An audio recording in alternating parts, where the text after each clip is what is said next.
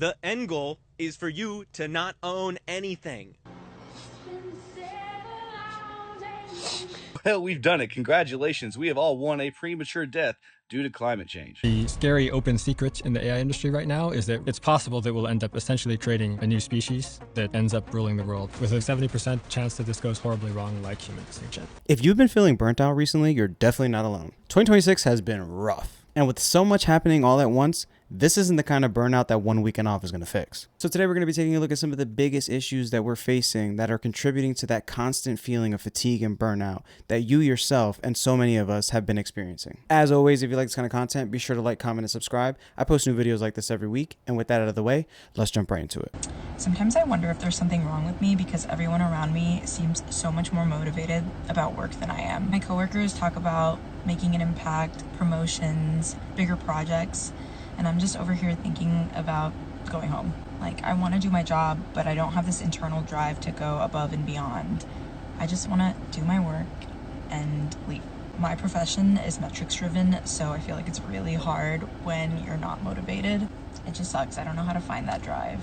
I think one of the biggest forces behind burnout, especially for young people in the United States, is work. Everybody has to work. Everybody has bills that they need to pay for. The main reason most people work a job is for money, plain and simple. Everybody needs money in their life, whether it's to pay bills, to enjoy leisure activity, buy food, survival. You need money. That's just the way it works. But money can only motivate you for so long if you have absolutely no interest in what you're doing to earn that money. When you're spending 8 hours a day at a job that gives you absolutely no fulfillment, no enjoyment, no sense of purpose, burnout starts to creep in very quickly. And when you couple that with this economy and your money not stretching nearly as far as it used to, going to work every day feels even less rewarding. You're giving the same amount of time, or in some cases even more time, and getting less quality of life in return. And at that point, you're not even exhausted by the work itself. You're exhausted that all that work feels like it's for nothing. And this is how a lot of people feel about their job in 2026. So many people are having to find a second job because the one they work 40 hours a week simply isn't enough. And when you take a look at the comments, the first comment is here for the income, not the outcome. So many people are solely there for the money. Not to say that everybody's there for the money. Most people that I talk to, though, only go to work for the money. That's only going to sustain you for a certain amount of time. This comment, I want more money and less work between 10 a.m. to 2 p.m. It's been the opposite. You're getting more work for less money and it's taking more of your time in the day. It used to be a 9 to 5, now it's an 8 to 6. I wouldn't be surprised if it becomes 7 to 7 and it's 12 hours, because that's really how rough it's getting out here. We were not built to be 9 to 5 in offices with barely any sunlight, barely being able to support ourselves after we get out of work, being so exhausted after we get out of work that we have no energy to do anything else. And that's what 2026 has looked like for so many people. And that's where burnout really starts to kick in. I think the craziest thing is that if most people love their jobs, they'd probably overlook the stress that comes with it. And if they feel like their paychecks gave them some kind of financial freedom, then the long hours might seem worth it. But for a lot of people, the reality is neither of those things are true.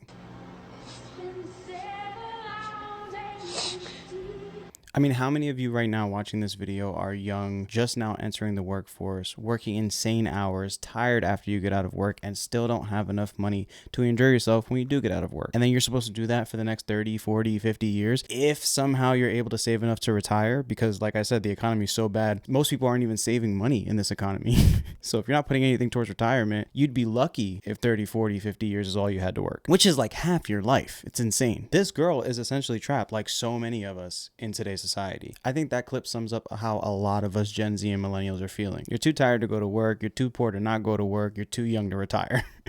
It's just like, it's this storm of things that you really can't help, and you're kind of stuck. What's the alternative? Not working, not earning any money? Earning not enough is better than earning nothing, unfortunately. And that's kind of the trap that a lot of us find ourselves in. And it's sad, but it's true. And some of these comments are brutal. This comment, worked 17 hours yesterday. Nobody tipped, so I got $20 for all that work. Sounds like this person's a waiter, and the economy's so rough that people just don't have the spare money to tip. Now, I'm a firm believer if you don't have the money to tip, you shouldn't be dining in. That's a whole nother conversation for a whole nother video. I'm also a firm believer that your employer should be paying you, and you should not be relying on tips from the general public to support yourself. Again, another topic for another video. However, 17 hours of work and you only made 20 bucks, that's gotta feel terrible. I don't know if I would show up to work the next day. I don't think most of us would show up to work the next day, because 17 hours is a long ass shit for nobody to be tipping, let's be honest. Like, I'd crash out. If I'm being honest, bro, you gotta take some money out of the cash register or something, you feel me?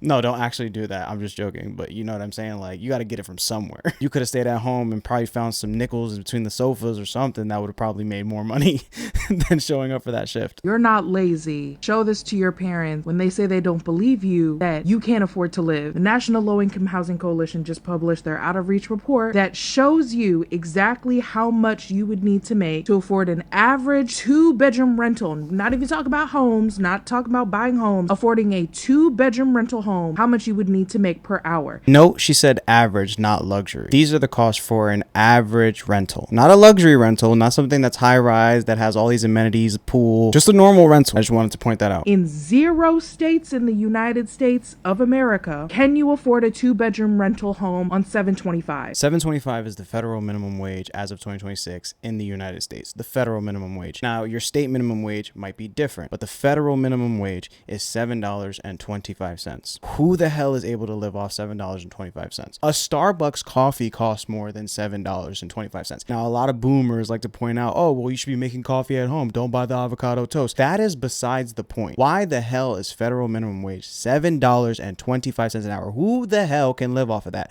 According to this map, nobody. It's impossible. The numbers just don't add up. For a 2-bedroom, impossible. Again, this is not even to buy a home. This is literally just to rent. This is a subscription for housing. Basically, that's what rent is, a subscription for housing. And if you don't pay your subscription month to month, guess what? You're on the streets. Rough. If we take Puerto Rico out of the equation, which is not a U.S. state, it is a territory, 0 states can you afford a 2-bedroom rental home on $7.25, $8.25, $9.25, $10.25. The minimum amount of money that you would need to make in the cheapest cost of living state in the United States of America is in West Virginia at $19.23 an hour. That works out to just over 2.5 times the federal minimum wage. Everything else keeps going up. Literally anything that you can think of, any subscription or cost of service has gone up. The only thing that hasn't gone up is the federal minimum wage and your salary. And how the hell are you supposed to stretch that in 2026? You're not. It's mathematically impossible. In 2026, California surpassed $50 an hour. $50 an hour. So in California, you would need to be earning almost 7 times the federal minimum wage in order to afford a 2-bedroom in California. I mean, I know California is expensive, and most people will tell you don't move to California if you don't have money. But that's still insane. What are we doing here? Like, who does math make sense to, bro? How is this fair? None of the U.S. states did you need to earn $50 an hour on average to afford a 2-bedroom rental home. California surpassed that in 2026. This is real-time data as of 2026. One of the biggest things that I think people look forward to when they become an adult and they start making their own money is being able to start carving their own path, actually step out in the world on their own and get a place of their own so they're not living with their parents anymore, to really step into adulthood. That's all I could ever think about when I was a kid, moving out of my parents' house. I'm still here. And not because I want to be. Not because I want to be, simply because it does not make mathematical sense for me to step out on my own and put myself in a worse position trying to get an apartment on my own. I have way less money for food, emergencies, leisure activity. It doesn't make sense to go out and get my own place. It makes more sense to stay at home, but it's not free still. I still have to pay to live here. And not everybody's that fortunate. So if you're working 40, 50 hours a week and you still can't move out of your parents' house, or you don't have parents to live with in the first place, so you're barely making it the rent that you have to pay, it really starts to feel like you're working for nothing. You're working basically just to survive. And that causes burnout, I think, quicker than any of the other things on this list. We are simply not earning enough. And when you're not earning enough, it is impossible to not feel burnt out. You're going to feel burnt out way quicker, way more often. It has never been more expensive just to live. You can literally download this and send this to your parents. You can literally just download this. So it's not you. It's not because you're not working hard. It's not because we're just lazy, as Caroline Levitt likes to say. The cost of living is out of reach. A home is out of reach. And when you take a look at the comments, hey, let's not forget, this is just rent, no other bills. Yeah, that's not electricity, groceries, renter's insurance. That's not gas to put in your car to go to work. That's not insurance for your car. That's not maintenance for your car. That's not any of the other things as an adult you have to pay for. And that is just rent. When you take a look at all the other things that you're responsible for paying for, it becomes quickly overwhelming. This leaves a lot of people feeling like they're drowning. And the only way that they can stop drowning is by earning more money. How do you earn more money? Picking up more hours or getting another job. Again, leading people to feeling burnt out. You can only work a certain amount. At the end of the day, we're human. We require rest. We do burn out. We've already reached the point where the work that you're putting in just doesn't pay off anymore. You've probably already heard the term, you'll own nothing and be happy. That has never been more true than it is in 2026. This is just your gentle reminder that the end goal of capitalism is to eliminate personal property. Companies can't make money off of things that you own. So it's the best business strategy to ensure that you don't own anything. There are two main methods they accomplish this: traditional rent of the product and planned obsolescence. The first one is the reason why everything's a subscription service now. Why would they ever sell you a complete product for $100 when they can make $120 in a year through $10 monthly installments? Makes And sense. oops, you forgot that you're paying that subscription. They just made free money for you paying for a product that you're not using. Everything is a subscription model. Nobody is able to own anything. Everything's rented or leased. It's not like it used to be with DVDs or physical media, buying video games. Most video games are digitally downloaded now. Most of your music is streamed. Spotify, Apple Music. All your entertainment is also streamed. Netflix, Hulu, Paramount Plus, HBO Max. All of these things are subscription models. You're giving away all your money in return for using the product for a certain amount of time, typically around 30 days, and then you have to give them more money to continue to use that product. If you don't, you get nothing out of it. And this is by design. They want it this way because, again, like he said, if you own it outright, they can't charge you on something that you own. So what's the next best thing? Make sure that you don't own anything. Not only is it exhausting, but it's bleeding people. You can't own a home, you have to rent. They make getting physical media difficult, so you have to stream. They're even starting to roll out the idea of renting tools. So you will never actually have any items that you own. You just rent them for a little bit and then return them. This is why video games are all going digital now and there's no physical component when you buy it. It's so they can still claim ownership of the product, and when they feel like they can get away with it, either take it away from you or make sure that you're paying a subscription to use it. Planned obsolescence is even more insidious.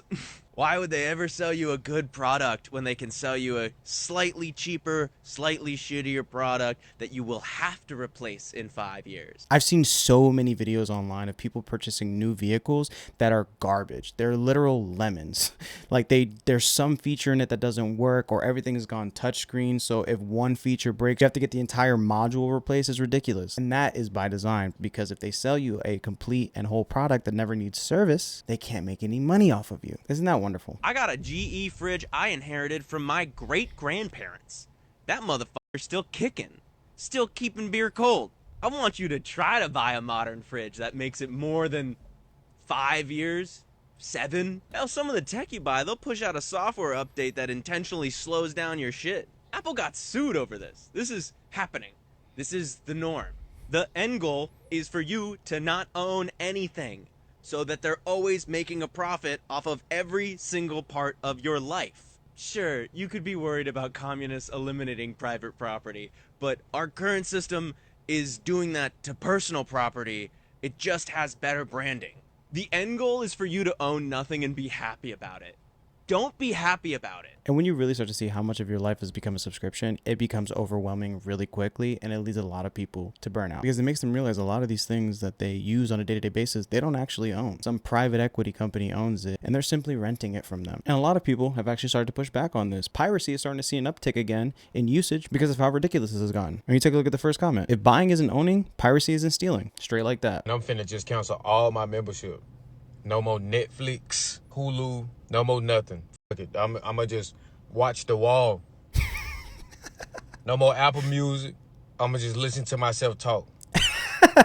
I'ma just do push-ups, sit-ups, and squats on the goddamn floor, bro. Bro, shit getting hot as hell. Like, I got a notification yesterday in my email from Apple saying that they increased my Apple Music bill $12 a month. But that shit used to be $9 a month, gang. Bro, what does Apple need more bread for? I'm saying, like, Apple makes enough money. What is that extra $1 or $2 really gonna do for you? They already charge exorbitant amounts of money on their products. Not to mention they have services up the wazoo. Apple TV, Apple Arcade, Apple Music, Apple News. Come on, bro. Y'all really need an extra $2? YouTube Premium went up another $2. I got an email the other day. I can't live without YouTube Premium, bro. I watch so much YouTube Premium. Like, I just can't. But what am I gonna do? Not pay the increase? That's not an option. They said we're taking an extra $2, $3 from you. We're not asking you if we can. We're telling you. If you don't like it, get lost. One email that they send out, and then boom, the service cost changes forever until the next increase. Bro, everybody's getting fed up. We're getting tired of it, bro. It's exhausting. I can't keep doing this no more. I look up, Apple done took some money out of my account, a price increase on some. Went to go get some hibachi yesterday. They put on the intercom that they increased their prices. On my soul. Same shit I used to get for $10.96, $15 now. I can't. Fuck no. I'm not even finna eat food no more. I'm finna just start eating the skin off my body. I know I'm laughing, but at the end of the day, what else can you really do but laugh about this? Because this shit is comedy. Like they're really like they're doing it right in front of our faces and getting away with it, and there's nothing that we can do other than what he's saying. Stop supporting the services. Cancel your subscriptions. I'm not telling you to pirate stuff, but I am telling you don't keep giving these same corporations that keep making these things more and more expensive your money per month. Now I'm older Gen Z, you feel me? I'm 28. I remember when Netflix wasn't even a streaming service. I remember when it was a mail-in DVD service. I remember when you used to mail in a DVD or two, you would get it, watch the movie, mail it back to them, right? But when they first became a digital service, it was like $6.99 a month. Perfect experience. No ads. It worked every time you booted it up. They had a plethora library of just amazing stuff. They single-handedly put Blockbuster out of business. I remember watching the Blockbuster around the corner from me go out of business because of Netflix. The service has only gotten worse. Whenever I play off my Apple TV, the amount of times the internet buffers, and I have great internet, I have gigabit internet, it's just the Netflix app. Sometimes the shows or TVs don't load, won't pair to my HomePod and play the audio from my HomePod. When they do play ads, because I don't pay for ad-free Netflix, screw that at this point. I'm not giving you more money for a worse product. When it plays ads, it'll play the ad and then it won't resume what I was watching from the second that I was watching it. It'll just be a black screen. I have to exit and go back into it. It's a worse experience that I'm paying more money for a month, and I'm over it, bruh. At this point, I don't even pay for Netflix anymore. I use somebody else's because I'm not giving them my money at this point. No, I refuse. I'm not giving you money, Netflix. And how many of us can really relate to this? I mean, you watching right now, I know you've had an experience with the subscription that you're paying for that got more expensive that somehow got worse. And it doesn't make sense to me. Like, it would make sense, at least in my mind, if you're making the experience better. In a lot of cases, like Netflix, it got worse. And I heavily agree with this comment right here. Millennials have been preparing for this. Get DVDs, CDs, vinyls, VHS. We have to bring back physical media. I agree. And I've been a victim to digital library. I buy a lot of books from Apple Books because they go on sale. My PS5 is the digital PS5. I don't have a physical PS5 because it was cheaper. And now Sony announced they're not making physical games after 2028. Bro, I'm not here for that. I'm officially pushing back, and a lot of people are starting to feel this way because they're done. They're at their wits' end. Enshittification has become so common in 2026. If you're unsure what enshittification is, it's when a company offers a service or a product that becomes gradually worse and worse over time. Most times it's due to value extraction. They're trying to get as much value from the product by putting the least amount of money or effort into it over time, which leads the product to become worse and worse, and most times more and more expensive. And it's getting out of hand. As if the anxiety and stresses of the cost of living and work weren't enough, then you have AI to worry about and all of the problems that AI is causing for us in 2026. Y'all need to take a look at this right here. They're going to be transitioning, which they have already started in Kroger's, ShopRite, some Aldis throughout the country. They're going to be changing and transitioning completely into AI grocery carts, meaning they're going to be scanning your face, watching everything you do. If you take a lick of something and don't pay for it, it'll call the cops without you even knowing. And that's only the beginning of what this technology is going to be used for. Let's be entirely honest. I think that this technology is primarily going to be used to identify certain customers and buying habits. Let's say every time I go to the grocery store, I buy the exact same products the exact same day every week. Well, that AI software is going to learn my shopping habits, and it's going to charge me more money for those products than it would a person that doesn't normally buy those products because they know I'm going to be buying them anyway because I always buy them. And that's where this issue really starts to become a problem. Variable pricing. It's literally an issue that we're already seeing in grocery stores, and this kind of technology is only going to make it worse. Basically, they're going to hold your information for X amount of time, what you look like, your face, and it's going to recognize you when you sign back in. If you look on the left side of the cart, there's a payment computer where you tap your card. And so all your information is going to be stored, and it's going to remember what you like to purchase after X amount of shops.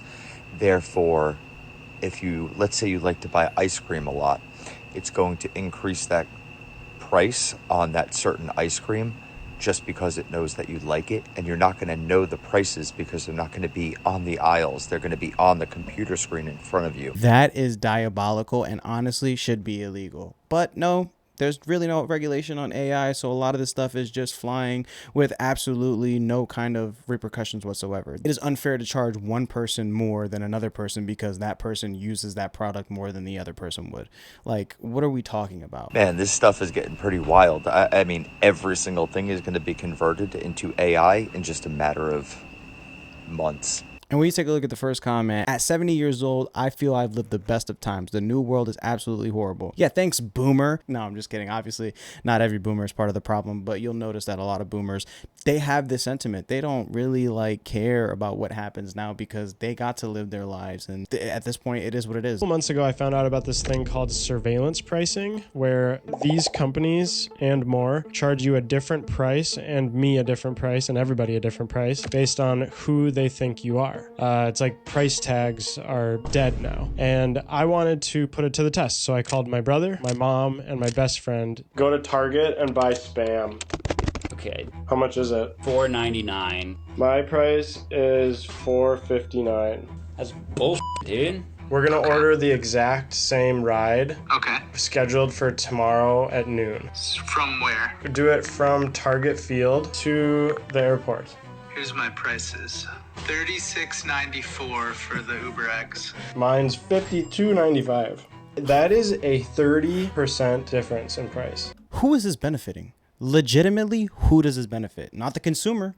Obviously, the company. Nobody benefits from this other than the company. And where this really starts to become a problem is, what if you Uber regularly because you don't have reliable transportation? Uber is going to gouge you because they know you have no other option. You got to get to work. You got to get to a grocery store. You got to get to your appointments. Ridiculous, bro. Book the exact same hotel on the exact same night. What's the name? La Quinta Hotel, Denver. Okay, $122.50. $122. Yeah. My price is $84. Wow. So yeah, it kind of sucks. 76% of people say that they don't want surveillance pricing.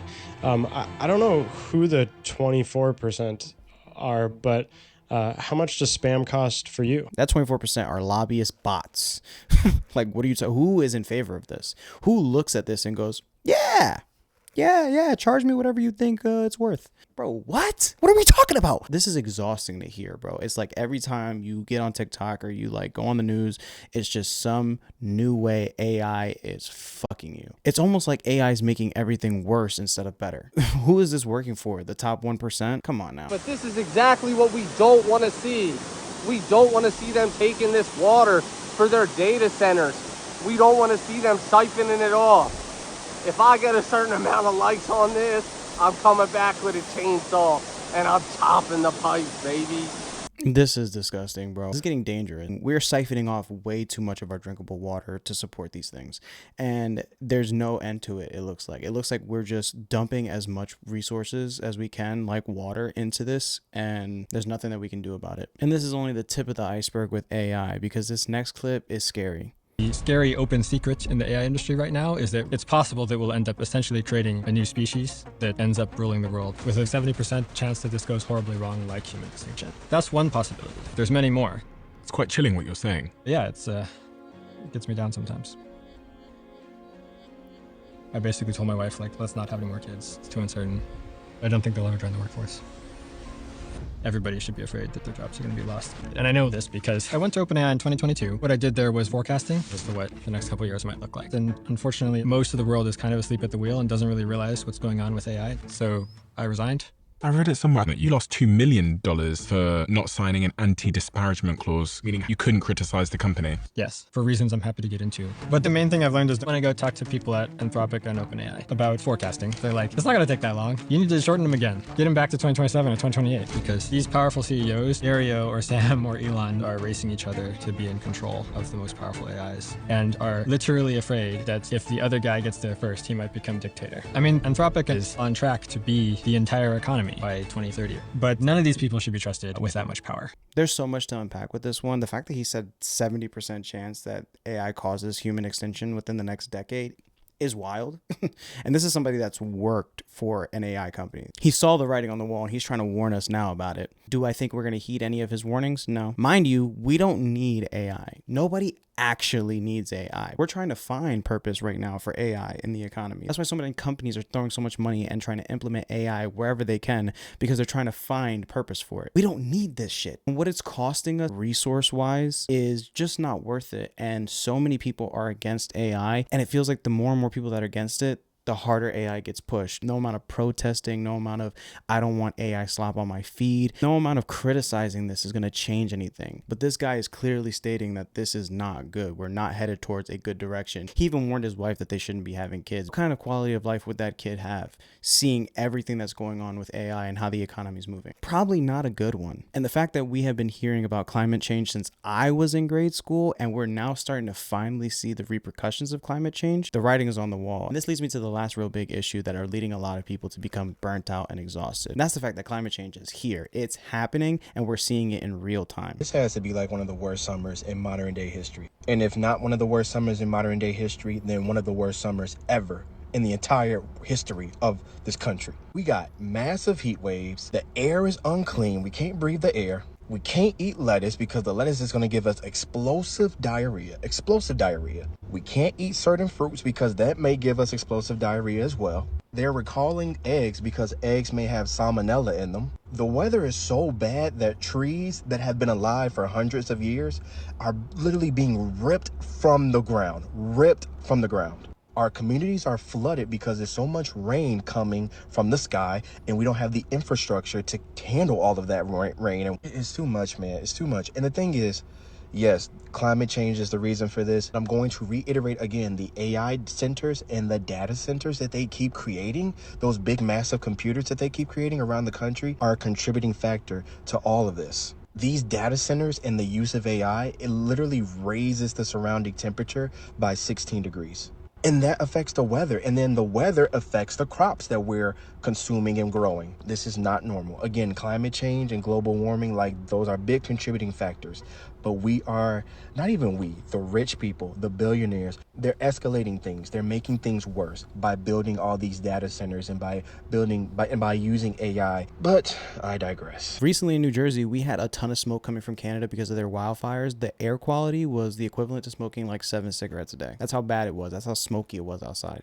I literally couldn't even go outside and play pickleball with my friends because of how smoky it was. And it's only going to get worse. The crazy thing is, this is probably one of the best summers that we're going to have from this point on. It's only going to get worse because at this point, climate change is going to cause more wildfires in Canada, which is going to bring more and more smoke down every year, which is going to cause the air quality to be bad. And everything else that he said is true. Like, we're seeing this in real time and still ignoring it with these AI data centers. And we're building more and more, which is the craziest thing because it's just going to require more and more of our resources. And one of the biggest examples that we've already seen of diminishing resources is in the Colorado River. I want y'all to see, this is the Colorado River.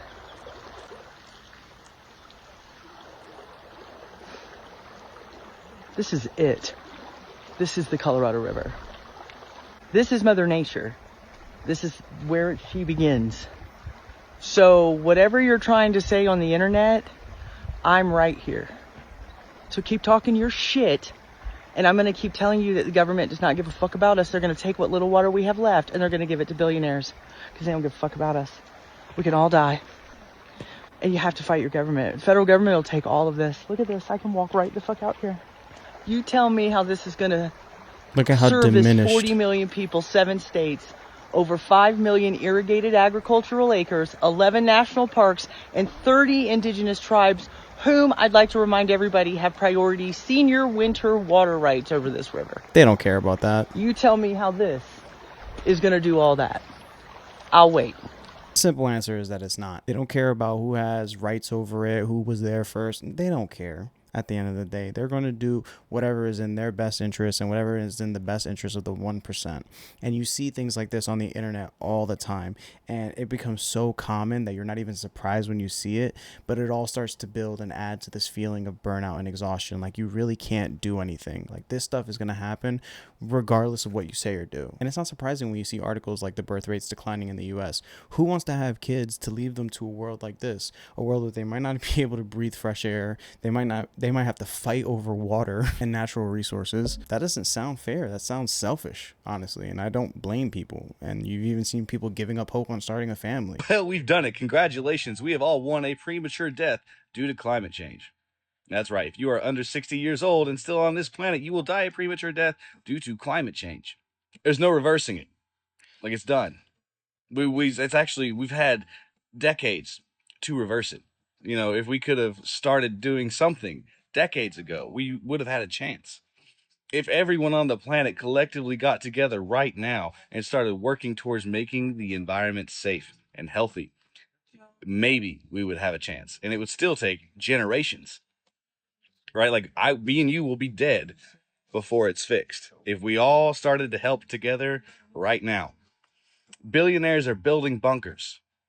Politicians are trying to start World War III on a daily basis. You want to know why? Because they all know it's over. They all know that, like, there is no future left because they ruined it first. They know the numbers. They know the end result. That's why all these rich are building bunkers and preparing for a future that is full of flock cameras. It's over. And I could keep going on and on with all the issues that we're facing, but I think these are some of the biggest reasons why people are burnt and exhausted and just have given up hope. Because none of this feels like it's going to get any better anytime soon. I hope it does, but honestly, it's not looking like it. And that's all I've got for today's video. Thank you guys so much for watching. Let me know in the comments down below if you've been experiencing that same burnout, exhaustion, or hopelessness feeling in 2026. Like, comment, subscribe, share the video with someone that you think might find this interesting or enlightening. Again, thank you guys so much for watching, and I'll catch you guys in the next one. Peace.